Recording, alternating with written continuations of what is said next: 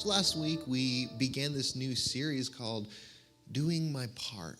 What is my part? What is my sacred responsibility in this world, in this human experience, as part of this species, as part of this planet?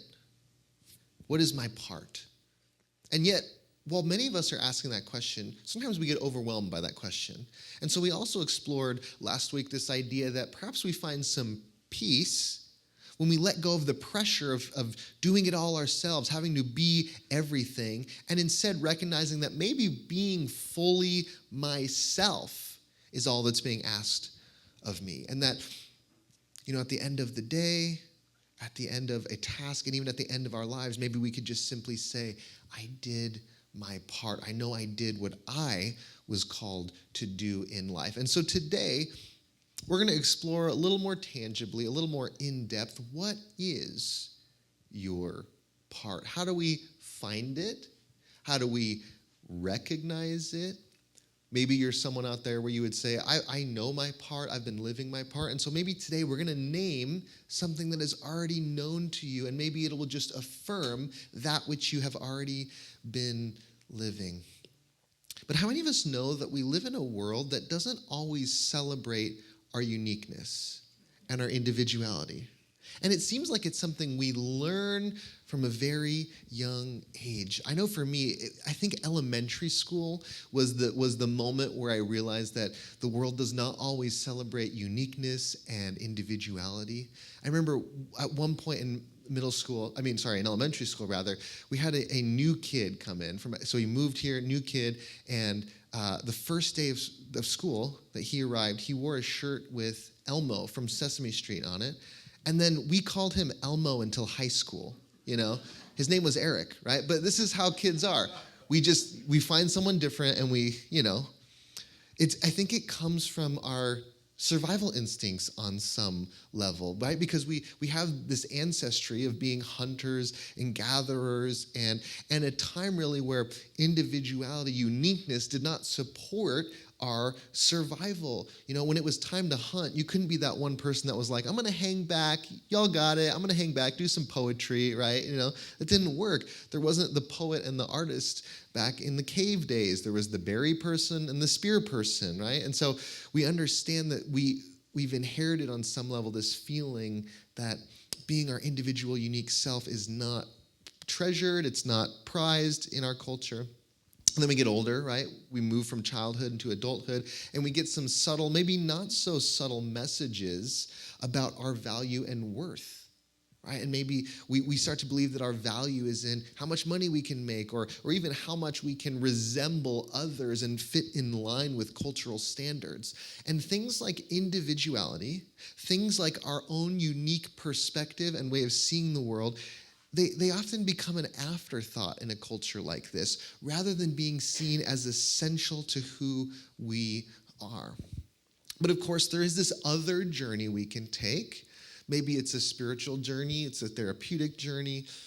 It's been called this journey of individuation, where we recognize that we are, in fact, individuals, and we reconnect with, we begin to appreciate the parts of ourselves that are unique, that are special.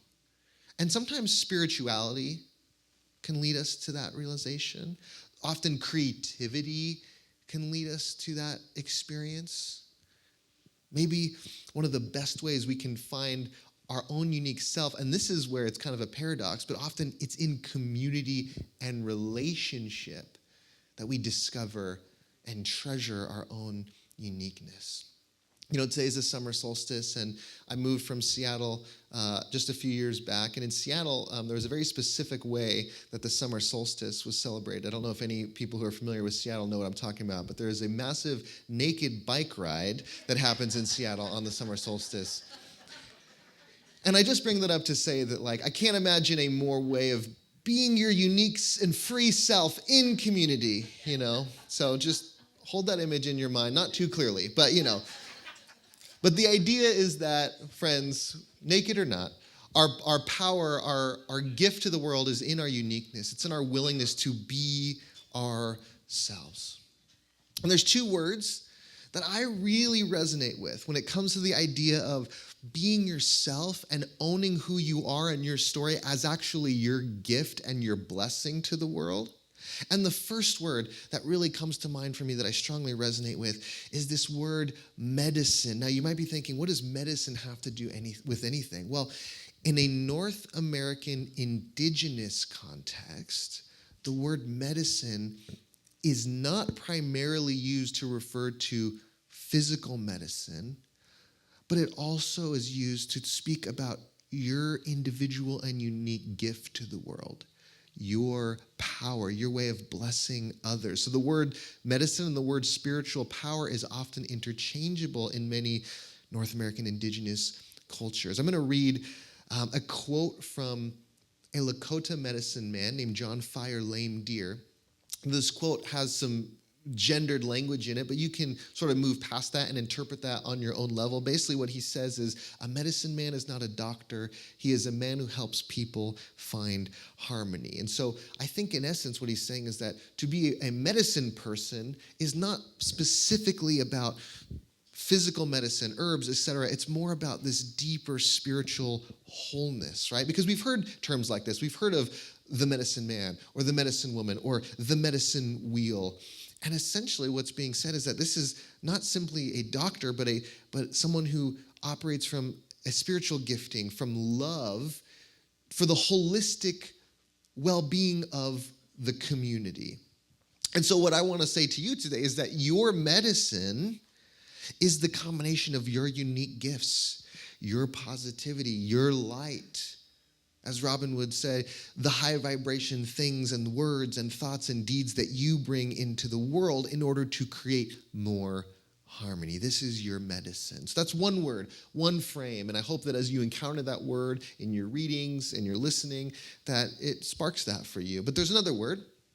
And this word is dharma. We just explored this in the video at the intro. It's a Sanskrit word, and it often refers to your unique contribution, your path, your spiritual path, and how that path, while it's an individual path, and as the video said, an individual way of being and showing up in the world, it does always end up being a blessing to others. It's a word often interchangeably used with duty and destiny, dharma. And so this word shows up in some of the ancient Sanskrit Hindu wisdom texts, such as the Bhagavad Gita. And I love this particular verse 35 in chapter 3. It says, better one's own dharma, though imperfectly carried out, than another's dharma well performed.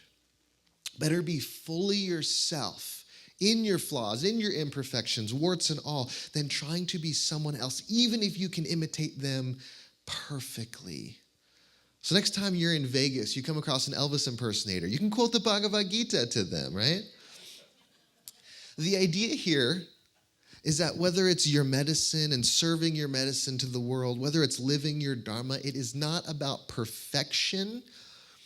It's about recognizing your part to play. And so today I just want to reflect on 3 dimensions of finding your part, finding your dharma, recognizing your medicine. And for many of you, this is going to be just simply affirming what you already know about yourself, or maybe it's a time for curiosity of opening up new possibilities and dimensions of things you haven't yet explored. But something I know to be true is that your gift to the world is uniquely, imperfectly you. It's informed by all of who you are. The things that you're good at, sure, but it's more about your care, even your pain, your relationship to others, how you relate and connect to those you love, how you see life itself. It's all part of your dharma. John O'Donohue says, the poet, the great Irish poet, no one else has ever lived your life. No one else can bring the particular gift that you were born to offer. What a relief, right? To know that there is a gift that you bring to this world that no one else can but you, so we can stop trying to be someone else.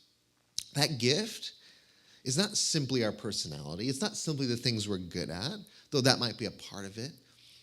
But I'd reckon that gift for you and I is also directly connected to our pain. There are things that you and I are uniquely tuned into, that we have a unique sense of empathy for, that actually comes from some of the worst things that we experience in life, some of our trauma.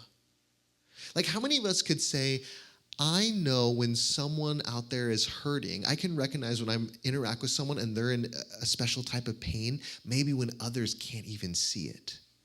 I know how to care for people going through a certain type of circumstance that others may not, because of the things that you went through, the pain that opened your heart. See, a lot of us, I would say all of us, we've overcome really, really difficult things in our lives. But it also enables us to help others who might be going through the same thing. It enables us to be a safe and compassionate and understanding space for those people. Because, friends, our compassion is directly tied to our pain. There's a spiritual teacher named Francis Weller who really focuses on grief and how to work through that. But he says this: the things that break our hearts are often the very things that open them. So your dharma, your medicine, is directly connected to some of the things that have broken your heart. You might be out there and you might say, I know the pain of that loss. I know the difficulty of that disability. I know what it's like to be told that you now have this disease. And so I can be a place of love and compassion and understanding for others. Right? Maybe you're like me and you've gone through a certain degree of religious trauma, and so part of your work is trying to help others heal from that. Where our hearts have been broken, they have also been broken open. So I invite you today just to ask yourself, how might I serve in this world, in my communities, in my relationships, in a way that is uniquely me, including my pain? For we are all wounded healers. It's Father's Day, and I know that can be complex for a lot of us. But just speaking to all you parents out there, there is so much medicine in parenthood and dharma in being a parent. And part of that comes from the fact that you have taken things that you want to pass on from your parents, and you've probably taken things that you don't want to pass on. And for the pain that you experienced, you chose to transform it instead of pass it along. And you chose to give your children something better and something different. And that is dharma.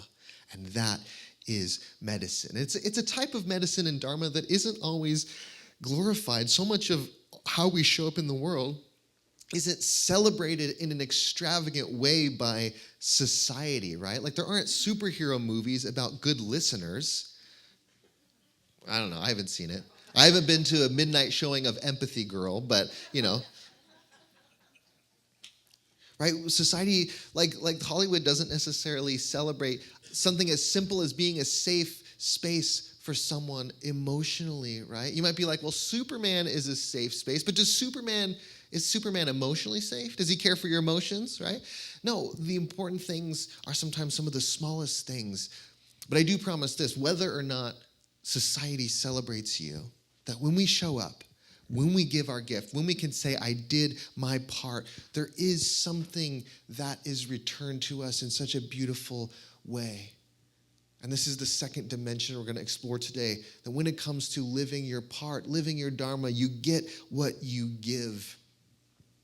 Right? We all have offered maybe guidance to another or nurture to another. We've offered safety and understanding to another. And I believe that with that, there always comes a deep sense of fulfillment, of opening our hearts. There's this great axiom in spirituality that when you help another, you help yourself. And when you help yourself, you help another. And I would venture to say that if you're out there and you're thinking, well, I'm doing my part, and yet doing your part has no positive effect in your life, then I wonder if it might not quite be your part. Because when it comes to our dharma, when it comes to serving our medicine in the world, finding a fulfillment and a joy from it lets us know that we're on the right track. You might be out there and you might say, well, Jake, I'm in a type of work, a career that, doesn't necessarily fulfill me. Maybe you're retired and you could look back and you say, I was largely unfulfilled during my career. Friends, there's a difference between your career and your dharma. Often our careers might be a platform and a context for us to live our dharma through. Like you might have had a job that didn't necessarily fulfill you, but you were able to serve your medicine at your workplace, right? Think about the ways that you have offered presence in your workplace. Think about the ways that you have made people feel. It's important to recognize this difference. And it's important to recognize that when you give something to others, right? When you provide safety to another, when you allow someone else to feel seen, when you encourage another, when you teach another, there is always a splashback, a good kind of splashback, not the gross kind, but there's always, it always is returned to you in a loving way. Robin Wall Kimmerer, who wrote the great book of Indigenous teaching, Braiding Sweetgrass, you may have read, and she says this: all flourishing is mutual. In giving to the earth we are given. All flourishing is mutual. I want you to ask yourself, if that has shown up in your life, I want to ask yourself if you might serve in a way that not only blesses others, but when it blesses others, it blesses you, because all flourishing is mutual. That it would not just heal others, but it would also heal you, because all flourishing is mutual. So when you think about your dharma, when you think about your medicine, maybe that's a bit of a compass for you. Is this something where flourishing is mutual? And what we find is that when we dig into our own uniqueness and we recognize that our uniqueness leads to a mutual flourishing, it always points us to something greater. It always ripples out into the collective. That'll be our third dimension we're exploring today, that our dharma, our medicine, is always part of something greater, something larger than ourselves. This series is called Doing My Part. And if we're going to talk about a part implies a whole. Right? So your medicine, your dharma ripples out into the whole, into the collective, into humanity. Let's just, for a thought experiment, let's just take one aspect of what we're talking about today. Like, think about, as you've been thinking about your dharma, as you've been thinking about your part or your medicine, take just one thing that's coming up for you, like one way that you've uniquely shown up in the world that you know is a gift to others, right? And maybe that part of you, maybe it comes from just a natural curiosity in a way you show up in the world, or maybe it did originate with some pain and with some trauma. But can you recognize that that very thing you bring, it's of value to the universe, a universe that is always unfolding, always bringing new things into its midst, and there is a new thing that you are bringing. I'll give you an example, right? Maybe you're out there and you experience some really difficult things in your childhood, maybe abuse, maybe abandonment. And what that has led you to is to become the kind of person that from your own wound and pain, you want to create safety and healing for other people. Well, what I reckon is really happening on the largest scale is that as you are transforming your own pain so that you can be a gift to others, you are actually uplifting the collective, because you have transformed pain that exists in the collective. You have alchemized it. You have said, no more. I'm gonna do something about it, and I'm actually going to turn this into something that can become a blessing. How could that not bless all the world? Mark Nepo, writer of the Book of Awakening, says this, and he agrees: by healing ourselves, we heal the world, because all flourishing is mutual. Friends, our medicine, our dharma, is part of a larger unfolding. And in this unfolding, no part is too small and insignificant Your kind act towards strangers is part of your dharma, is part of your medicine. Your work on becoming just a bit more loving and open-hearted to your friends and family, that is a part of your dharma and a part of your medicine. It all ripples out into something greater. So I invite you to ask yourself today, how can I live, how can I show up in a way that, yes, benefits me, but not only serves me, but in large or small ways, it also is of benefit to the collective. And often, this doesn't mean changing everything about ourselves and finding something that wasn't already there. Often this just means taking how we already show up in the world and imbue it with more love. Imbue it with this mindset that if I can just bring this kindness and love into my world, into my life, that it's going to ripple out. The point, friends, is that doing your part does not need to be an exhausting search. It can simply start right where you are because you are valuable just as you are, and your part is needed. Friends, I invite you to serve your medicine out in the world, right? Not to hide, wondering if what you bring is good enough, not to be ashamed, thinking that what you bring is too unique, right? Because remember what the Gita says, that your dharma done imperfectly is always far better than an imitation of someone else's. And this echoes of the immortal words of civil rights activist and theologian Howard Thurman, who said famously, "Don't ask what the world needs. Ask what makes you come alive and go do it." Because what the world needs is people who have come alive. I want to invite us today as we close to reflect on what this may mean for us, to reflect on what makes us come alive and what might be holding us back. And so in this moment, if you're comfortable, just want to invite you to either close your eyes or rest your gaze, find a comfortable position. And as we close, I just want to invite us to take a few deep breaths. And in this moment, in the stillness we create, we connect with our medicine. We connect with our dharma. And it may carry within it some pain. Pain for the moments that the world denied us our uniqueness. Pain for the difficulties we've faced, the loss that we've faced, the heartbreak that we faced. But today, we welcome all of who we are, even the parts that are hiding, the parts that are afraid, the parts that are ashamed. And in this moment, we see that the things that we may have thought were our weaknesses are actually our superpowers. No matter how significant or insignificant our dharma shows up in the world, who we are and how we show up matters. It has an impact.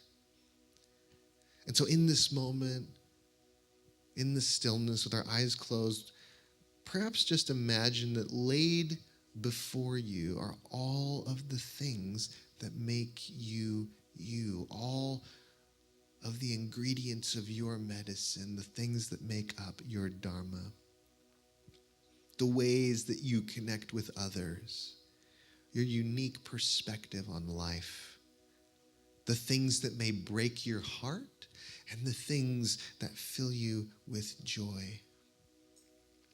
The recognition that what you have been through is something that you can now guide others through. The ways that you are a safe space for others. And we see all of it like a mosaic, like a tapestry, like a collage. For all of it is our dharma. All of it is our medicine. All of it is our part. And that is what the world needs.